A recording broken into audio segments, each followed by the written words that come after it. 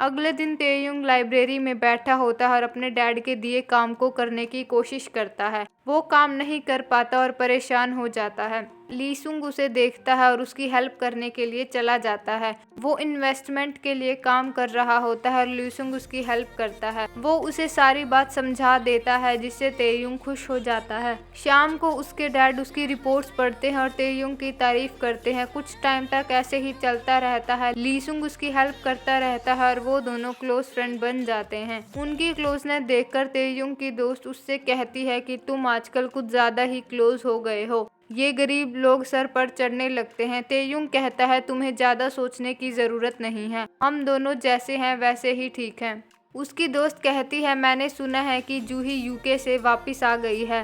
तेयुंग कहता है कि तो क्या तुम जल रही हो। वो मना करती है और वहाँ से चली जाती है। स्कूल के बाद तेयुंग लीसुंग से मिलने जाता है और उसे गिफ्ट देने लगता है। तेयुंग कहता है हम दोस्त हैं, तुम मेरे सच्चे दोस्त हो।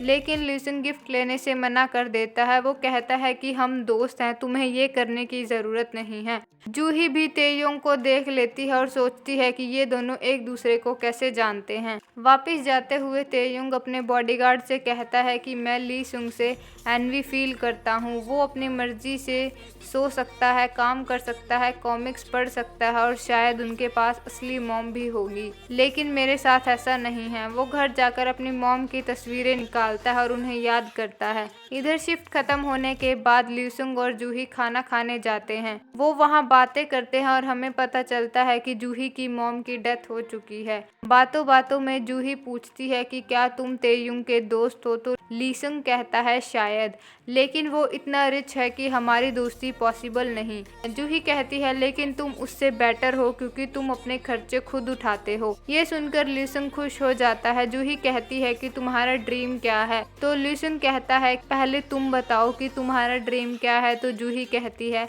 मैं नोवेलिस्ट बनना चाहती हूँ। वो लीसुंग से उसका ड्रीम पूछती है तो लीसुंग कहता है कि मैं रिच बनना चाहता हूँ। जूही पूछती है पर तुम करोगे क्या जिससे तुम रिच बन सको। लीसुंग कहता है बहुत सारे काम हैं, उनमें से कुछ कर लूँगा, अपनी मॉम के लिए घर लूँगा और सारा कर्ज उतार दूँगा। फिर वो अपने अपने घर चले जाते हैं। अगले दिन टेस्ट का रिजल्ट आता है जो ईगल क्लास के लिए होते हैं। दरअसल ईगल क्लास टॉप स्टूडेंट्स के लिए होती है। लीसुंग उस टेस्ट को क्लियर कर लेता है, लेकिन उसका बुली पार्क एक रैंक से चूक जाता है। वो लीसुंग को पीटने लगता है और कहता है कि वो अपना नाम वापस ले ले ताकि वो उस क्लास में जा सके। लीसुंग मना कर देता है और कहता है कि मुझे इसकी जरूरत है। बुली बॉय उसे मारने लगता है तो लीसुंग उसका हाथ पकड़ लेता है। बुली बॉय उसकी बेइज्जती करता है और उस पर थूक कर चला जाता है। लीसुंग को बहुत गुस्सा आता है लेकिन वो कुछ नहीं कर पाता। वो क्लास में जाता है और गुस्से में अपना बैग फेंक देता है। उसमें से वही गोल्डन स्पून निकलता है। वो गुस्से में होता है और सोचता है कि शायद ये स्पून काम कर ही जाए। वो तेयुंग की रिपोर्ट्स लेकर उसके घर जाता है और रिपोर्ट्स दे देता है। वो कहता है कि उसे बहुत भूख लगी है और वो कुछ खाना चाहता है। तेयुंग अपने सर्वेंट से कहकर नूडल्स बनवाता है। लीसुंग अपने गोल्डन स्पून से खाने ही लगता है कि तभी तेयुंग के डैड वहाँ आ जाते हैं। अपने डैड को देखकर तेयुंग का रंग उड़ जाता है। उसके डैड पूछते हैं ये लड़का कौन है। तेयुंग कहता है ये मेरा क्लासमेट है। उसके डैड कहते हैं ये वही लड़का है ना जो फ्यूनरल पर था। उसकी सौतेली मॉम आग लगाते हुए कहती है तेयुंग के दोस्त को भूख लगी थी इसलिए वो उसे खाना खिला रहा था। उसके डैड कहते हैं मैंने तुम्हें बताया था कि तुम्हारे दोस्त कैसे होने चाहिए। तेयुंग समझ जाता है और लीसुंग को वहाँ से ले जाता है। वो उससे माफी मांगता है और उसे घर जाने के लिए कहता है, लेकिन लीसुंग वहाँ से नहीं जाता और सारी फैमिली के वहाँ से जाते ही खाना खाने के लिए भाग लेता है। वो किचन में पहुँचता है और जल्दी जल्दी सारा खाना खा लेता है। तभी तेयुंग के मॉम डैड वापस आ जाते हैं। लीसुंग शर्मिंदा हो जाता है और माफी मांगता है। उसके डैड कहते हैं कोई बात नहीं, मैं समझता हूँ तुम्हें भूख लगी होगी। लीसुंग बाउल रखकर वहाँ से जाने लगता है। तभी उसकी मॉम उसके गोल्डन स्पून को देखती हैं और उसे रोक लेती हैं। वो उसके स्पून को नीची नजरों से उठाती हैं और उसे दे देती हैं। उन्हें लेकर लीसुंग वहाँ से चला जाता है। उसके जाते ही पार्क जंगुन तेयुंग के डैड को कॉल करता है और अपनी चाल चलता है। वो उन्हें बता देता है कि तेयुंग अपनी इन्वेस्टमेंट रिपोर्ट लीसुंग से बनवाता है। इधर इतना शर्मिंदा होने के बाद लीसुंग को गुस्सा आ जाता है और वो उस स्पून को कूड़े में फेंक कर चला जाता है। इधर तेयुंग के डैड उसे अपने पास बुलाते हैं और इन्वेस्टमेंट से रिलेटेड सवाल करते हैं, जिसके जवाब तेयुंग नहीं दे पाता।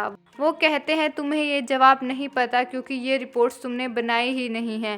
तेयुंग डरते हुए कहता है कि मैं आपसे तारीफ चाहता था। उसके डैड कहते हैं कि अगर तुम तारीफ सुनना चाहते हो तो ना पकड़े जाने का इंतजाम भी करते, इसकी सजा तो तुम्हें मिलकर रहेगी।